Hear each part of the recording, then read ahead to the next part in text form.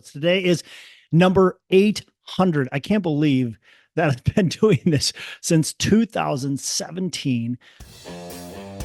Hello and welcome to Pillars of Wealth Creation, where we talk about creating financial success with a special focus on business and real estate. I'm your host, Todd Dexheimer. Now, let's get to it.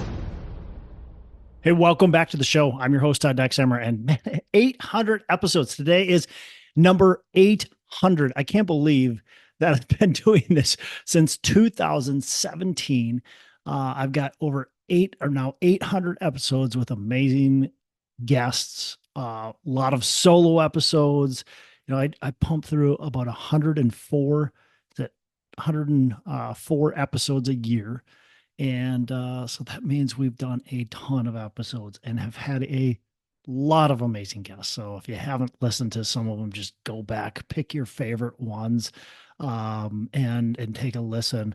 There's some great content all the way back to 2017. And it's been a journey. It's been a lot of fun to be hosting this podcast. I never really had intentionally planned on starting a podcast. Actually, one of my mentors and considered friend, he's been on the show several times, Joe Fairless. I met with Joe and him and I talked, and he mentioned me doing a podcast. And my other mentor at the time, Trevor McGregor, who also has been on the show many times, amazing guest. Both of them are amazing guests. He said, you need to start a podcast. Absolutely. You should start a podcast. You're going to get so much value out of it. And I've got an amazing amount of value out of this podcast and out of being a host. I mean, I have met so many awesome people through this journey. Like I mentioned, we've had just a ton of great guests on the show, and I've created friendships. I've created partnerships. My current partners are actually due to I didn't interview them on the show. I interviewed connections that they made that created this connection. And now those are my current partners in my multifamily business. So it's created a ton of opportunity for me. I've had other partnerships with it. I've a lot of investors who came through the show, whether they heard me on a different show or listened to this show, but a ton of investors. And I've been invited to conferences to speak because of the show. I have been invited to be a guest on other people's podcasts because of the show. So it's just been an amazing journey. And beyond that, I've learned so much from the guests themselves. And I try to take every guest as an opportunity to try to just learn and grow. And oftentimes they'll say stuff we've talked about before. There'll be pieces of advice I've heard before. We've all heard before, but you can take something from it, or it maybe helps remind you or reset you, reground you. So it's it's a very selfish thing for me because I get a ton out of it. And it gives me a peek behind the curtain to all these amazing performers, that entrepreneurs that are just doing extremely well. And quite frankly, have gone through a lot of the struggles that I've gone through, have been there before. And so it's just fun and a great journey. And I hope you as a listener have gotten a ton from this show too. I really hope so. I know some have reached out to me. Some of you that listen all the time and have told me how much value you get from the show. I really appreciate that. And I hope I can continue to bring value for the next 800 episodes. We'll see how long I keep on doing this, but look, if you are a listener, whether you're maybe a first-time listener or listened for years, I would love to hear what you want out of this show and how can I continue to improve it, make it better. I would love for you to share this, of course, to people, social media, wherever you want to share things. I'd love for you to share it too, and continue to spread the word. But I appreciate you being a loyal listener. Those of you who've been around for a while, and again, anybody who's new and maybe this is their first show, I appreciate you tuning in, and I hope you get a lot from it. And I'd love to have you just listen to some of the old episodes and continue to follow along with the new episodes. So, what I wanted to do today is I want to talk about some of the things that I have actually learned from this show. And so I thought, what's the best way to do that? And so my idea was to just go, what the question I ask everybody at the end are, what are your three pillars of wealth creation? And so I said, well, what is the reoccurring theme? What are the pillars that most people say? So I let's figure out, okay, what are the top 10 pillars that you hear over and over again? And how does that relate and allow us to become better at what we do? And wealth to me is a kind of a big encompassing word, right? So for me, wealth is certainly financial. That's what a lot of people think right away when they think of wealth. They think of money, and certainly would say it is money. If you are wealthy, in my definition of wealth, it means that you are wealthy financially, spiritually, physically, mentally, emotionally, relationship wise, all that kind of stuff. So you have a lot of great things going on in your life, and that's what we strive to be. Now we can be rich financially, but we can be miserable emotionally, right? That definitely happens, and I don't think that is true wealth. So when I look at the word wealth, it's more all encompassing, and that's what I talk to my guests about when I. Oftentimes I tell them about that question and I say, look, it doesn't have to be how you make the most amount of money, right? It doesn't have to be stocks, bonds, mutual funds, real estate, precious metals, things like that. It means wealth means something unique for everyone. And so here are the top 10 that are reoccurring time after time again.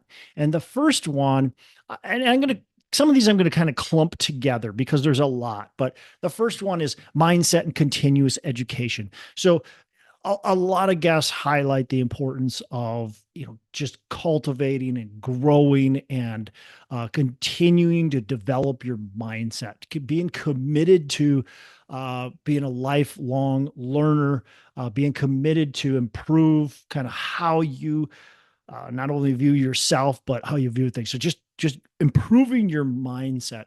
One of the things that and I still do to this day, but especially when I was younger, I felt like I just lacked some confidence and maybe courage as well. And so I would constantly pray about just allowing me to develop my courage and confidence. And I feel like through prayer, I was able to do that. And I still do, right? I still think it's important for me to develop my confidence and my courage, and many other things too. So I think, but mindset is huge. We always can be developing our mindset by learning, listening to podcasts, reading books, talking to mentors. It's so valuable to continue to grow that. And it's a muscle, right? And if you don't work it, it will weaken. And if you don't continue to develop, it's hard to keep a strong mindset, especially with all the distractions are along there, around, sorry, us every single day. So education, building your mindset, building your education, right? Reading, attending seminars or attending conferences, meetups, that type of stuff, seeking mentors, I think is huge. Just surrounding yourself with people. Some of my best mentors haven't necessarily been paid mentors, right? Paid mentors are great. Don't get me wrong. I'm a firm believer in them. I have paid mentors, Trevor McGregor being one of them, but I think just surrounding yourself with amazing people that are doing great things, that are steps in front of you, is so valuable to getting to that next level. So seeking mentors and just always being curious. I had an episode that I put out there just a couple weeks ago talking about my son and his curiosity and showing up to this property and just being so curious, so genuinely curious.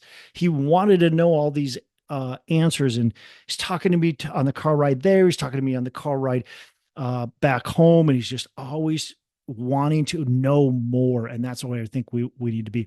The next one is strategic partnerships and building relationships. Again, kind of two into one, but I think it's so important to build relationships and seek partnerships, and whether those relationships turn monetarily into something, you get so much wealth and so much value out of relationships. Truly, what life is about is having relationships with people.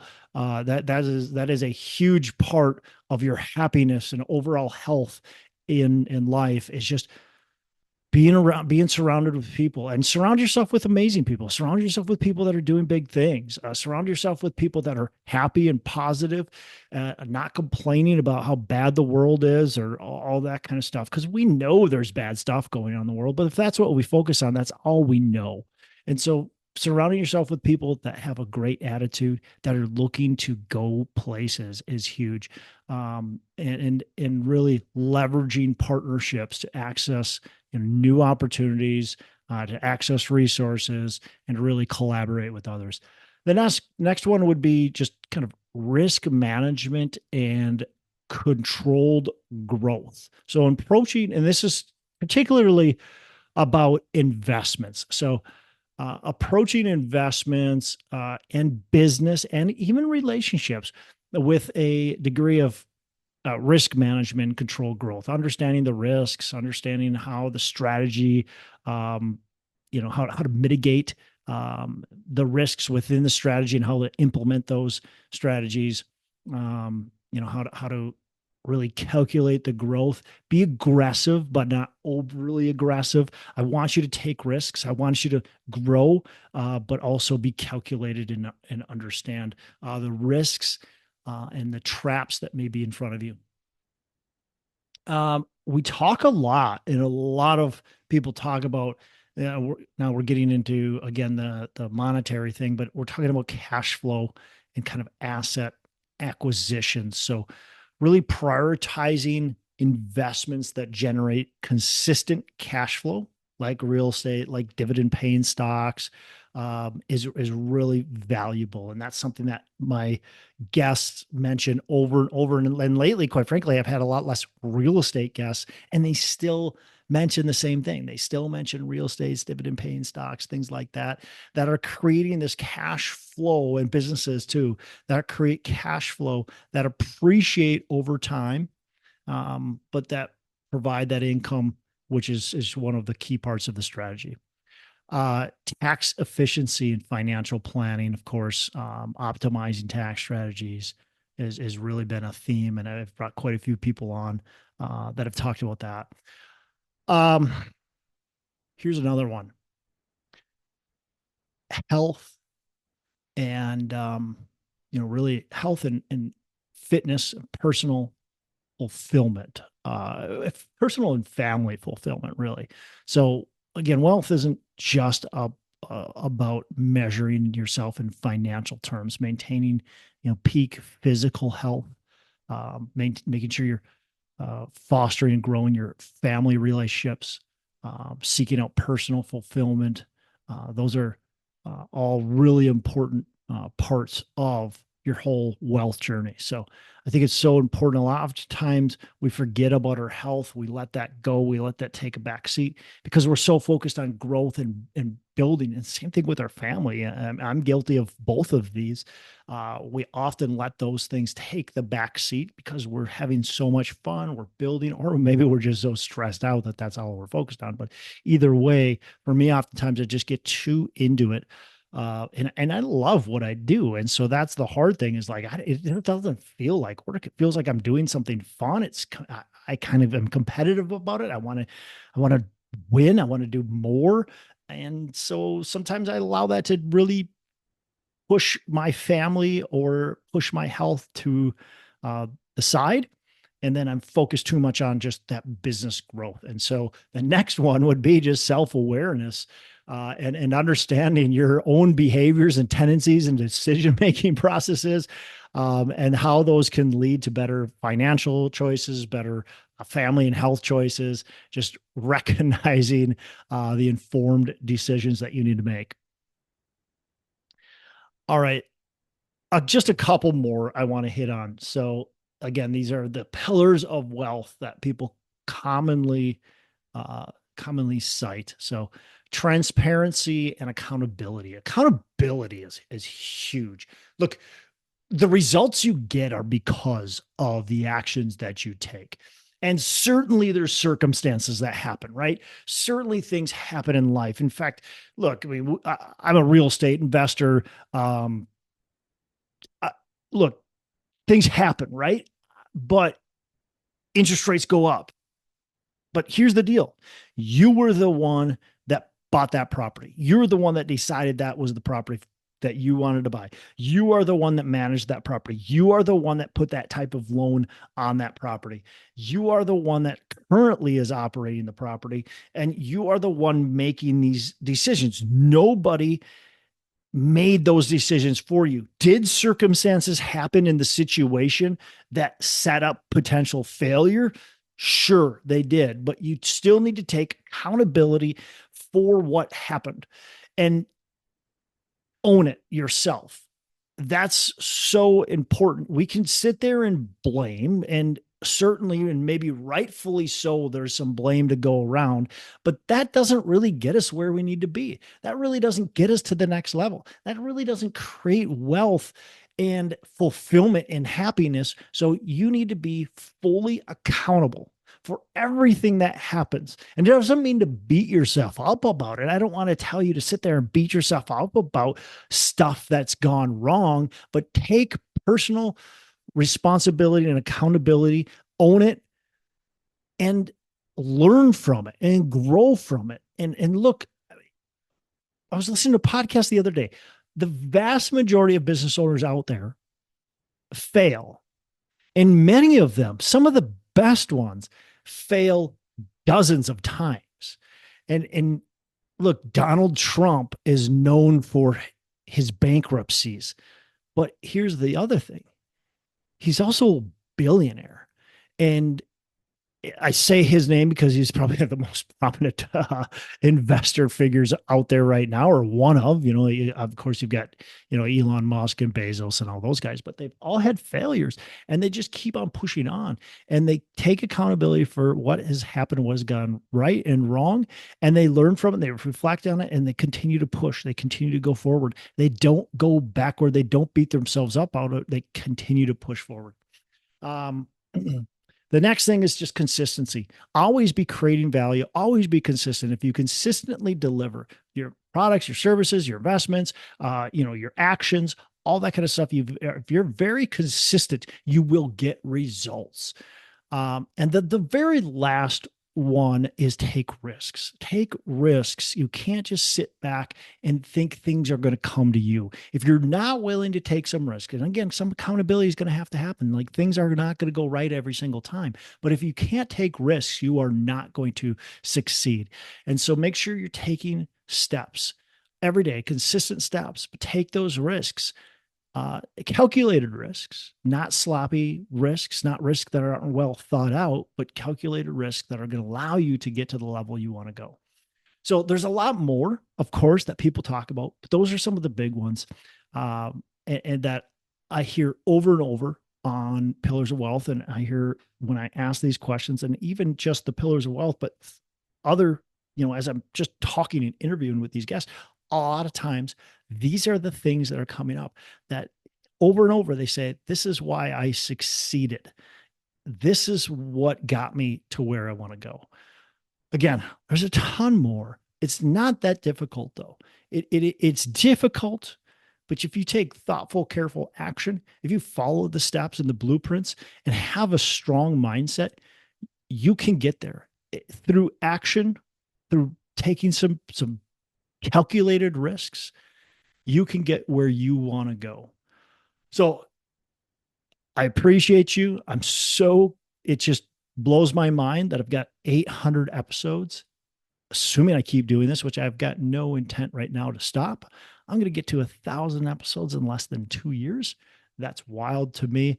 But I appreciate you being a loyal listener. Appreciate you, being on the show, and you have a fantastic rest of the day.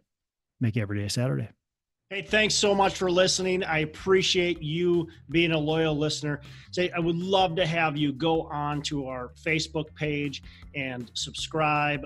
Give us a thumbs up. Go on to iTunes or wherever you listen and give us a rating and review. Don't forget to subscribe. Your rating and review just helps us push this out to more and more people and continue to grow our audience and hopefully positively affect a ton of people out there that really need this and want this. So the other thing I've got for you is a free ebook on my website. So go on to venturedproperties.com, and download our free ebook on real estate and on syndication. And I've got some data points in there, some really good stuff for you. So I'd love to have you take a look at that. It's free. I'm not expecting anything from it. And also, look, if you want some help in multifamily, want some help learning, growing, getting your business off the ground, I would love to talk to you about what it would look like to work with me potentially and see if that's a good fit. So you can go to coachwithdex.com and check that out, and we can definitely have a call. Thanks a lot for listening. You make it a fantastic rest of the day. I'll catch you on the next episode.